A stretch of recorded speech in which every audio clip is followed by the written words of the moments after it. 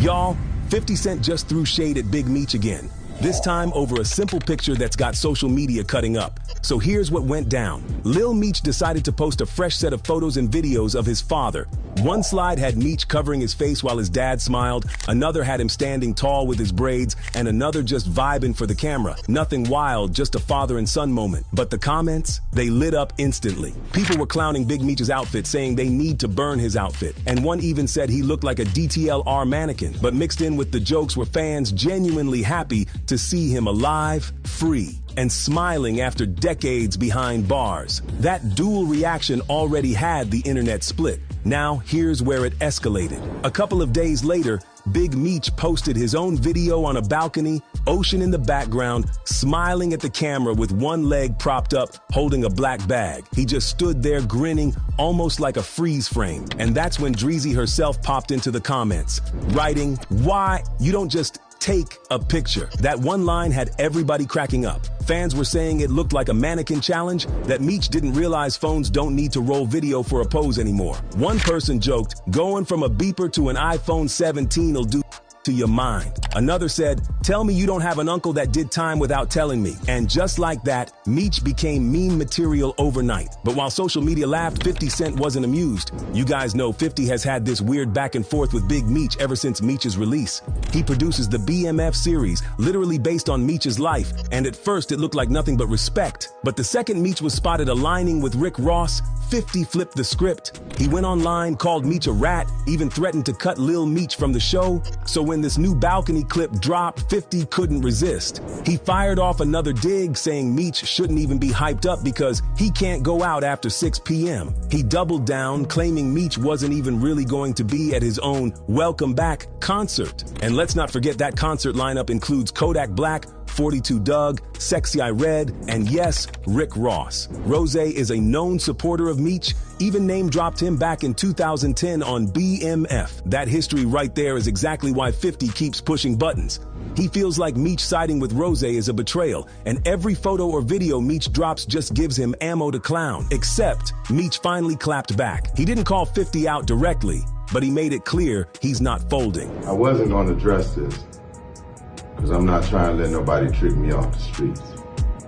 But I never folded, never told, never will. Then he pivoted to promoting his upcoming show, saying he's only doing it for his loved ones and family. That right there tells you he's not interested in going back and forth. He's trying to rebuild his legacy. But 50, he lives off smoke. If Meech posts a smile, he's got a problem. If Meech posts with Rose, he's got a problem. And now even a balcony pose with Dreezy in the comments has turned into shade territory. The question now is, how long can this keep going before it gets ugly? Because Meech is still adjusting to life outside after 30 years, while 50 is still running the TV show that keeps Meech's name alive. And right now, every picture Meech posts is another battlefield. 50 Cent just exposed French Montana's so-called marriage to a Dubai princess. And the way he put it, the whole thing looks fake. Every time French's name slides into the blogs, 50 is right there waiting with shade. But this time, it wasn't just a random jab. 50 deadass implied that French didn't marry for love at all, but as a calculated escape plan. And now people are questioning if this royal fairy tale is really just smoke and mirrors. You know, so I usually do my homework. I find somebody who knows somebody or something. If you give me some information, like who is it? Like who is he? And you know, Frenchie, they got me the tape. They got me the tape of his mother's house, where his mom's work at. You know what I'm saying? The other cribs, the studios, stuff like that. On the surface, the headline sounded like a flex when French Montana engaged a Dubai princess worth billions. To fans who only skim, it looks like French finally leveled up from Coke Boy days to global royalty. But when you scratch under all that glitter, the story starts to wobble. People are saying this move had less to do with romance and way more to do with survival. Think about it. French spent years in Diddy's shadow, living the bad boy lifestyle, taking deals, getting the cosigns, and being part of everything that's now under investigation. After the raids, the lawsuits, the whispers about freak-offs and shady deals, French's name was floating too close to the fire. You know what I'm saying? I love this man. Love you, King. And right when that heat turned up, Boom, he pops out at Paris Fashion Week with a Dubai princess on his arm. The timing was too clean to ignore, and the details made it even louder. Reports said her family is worth over $18 billion.